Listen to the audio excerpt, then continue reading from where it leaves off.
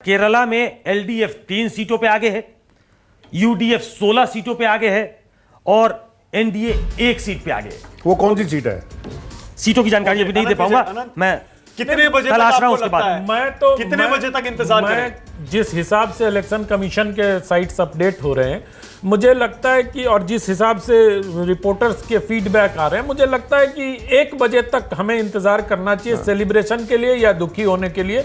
जो भी दुखी दोनों क्यों हो गए? सेलिब्रेशन ही होगी। हम लोग नहीं, जो लोग अभी कोई नारे लगा रहे थे ना, कोई लड्डू बांट रहे हैं, कोई जलेबी बांट रहे हैं, तो मैंने कहा कि 1 बजे तक रुक जाओ, लड्डू जलेबी सब लड्डू बांट वालों की दुकान चलती रहे, अच्छी बात है। नहीं चलती क्यों रहे? नहीं, लड्डू वालों की दुकान चलती रहे।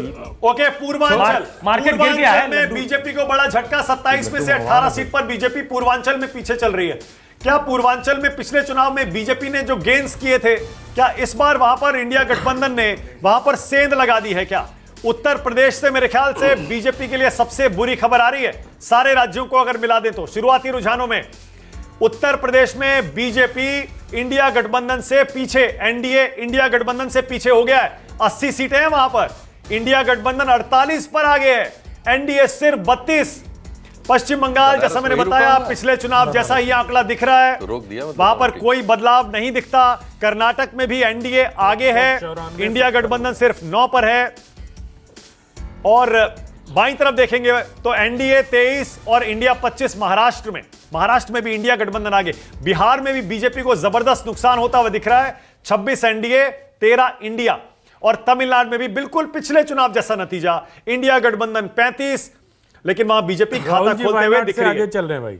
राहुल गांधी वायनाड से 20,000 से आगे चल रहे हैं। राहुल गांधी वायनाड से 20,000 वोटों से आगे चल रहे हैं, लेकिन यूपी से देखिए, रायबरेली से भी राहुल गांधी आगे, स्मृति ईरानी पीछे। उत्तर प्रदेश में नगीना से चंद्रशेखर आजाद आगे, सहारनपुर से इमरान मसूद आगे और नीचे कन्हैया कुमार पीछे लगातार। कन्हैया कुमार, दिल्ली में अगर आम आदमी पार्टी और कांग्रेस का गठबंधन 4 पर आगे है, उसमें कन्हैया कुमार की सीट एक बार भी अभी उन रुझानों में शामिल नहीं हुई है। कन्हैया कुमार लगातार पीछे चल रहे हैं। विनोद जी क्या कह रहे हैं? दिल्ली में किन 4 पर आगे है? नहीं, अब तो एक सही राम पहलवान आगे, दक्षिण दिल्ली, नई दिल्ली, नहीं, मैं चांदनी चौक। मैं ये कहना चाह रहा हूं कि ये जो आंकड़े अभी तक आ रहे हैं, इसमें तो 400 वाला फिगर तो बॉर्न आउट नहीं करता।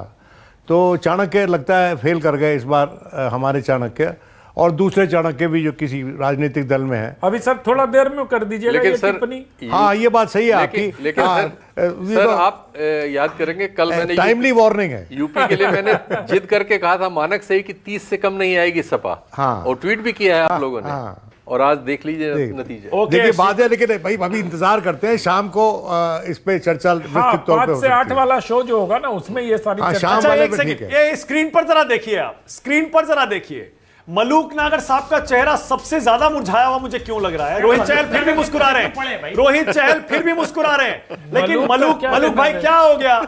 अरे मलूक भाई मुस्कुराइए ना, अभी तो जल्दी है, क्या हो गया?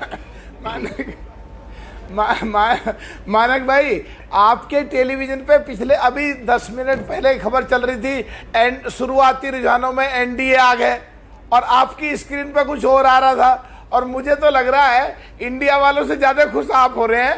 मैं समझ नहीं आ रहा। अरे खुशी नहीं है, मैं आपको कैसे बताऊं?